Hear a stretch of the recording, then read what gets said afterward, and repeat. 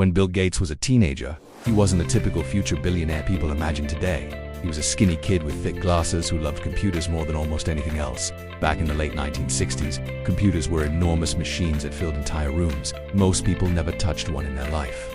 But Bill got lucky. His school managed to get access to a computer terminal, and Bill got obsessed. While other students went home after school, Bill stayed late writing code.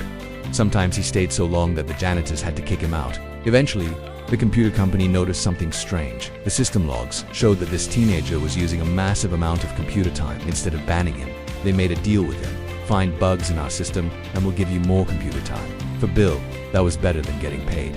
A few years later, Bill went to Harvard University, but he still spent most of his time thinking about computers.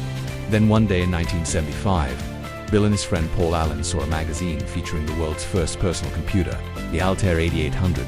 They immediately called the company and said, "We've created software for your computer." There was just one problem. They hadn't actually written the software yet, but they believed they could. So Bill and Paul locked themselves in a room for weeks, barely sleeping, coding day and night. When they finally demonstrated the program, it worked. That moment eventually led them to create a small company called Microsoft. At the time, nobody thought personal computers would be in every home. Many experts believed computers were only useful for big corporations, but Bill had a different vision. He believed every desk in every home would have a computer. People laughed at that idea. Fast forward a couple of decades, Microsoft software ended up on hundreds of millions of computers worldwide, and Bill Gates became one of the richest people on earth. Years later, someone asked Bill Gates, "Do you ever regret dropping out of Harvard?"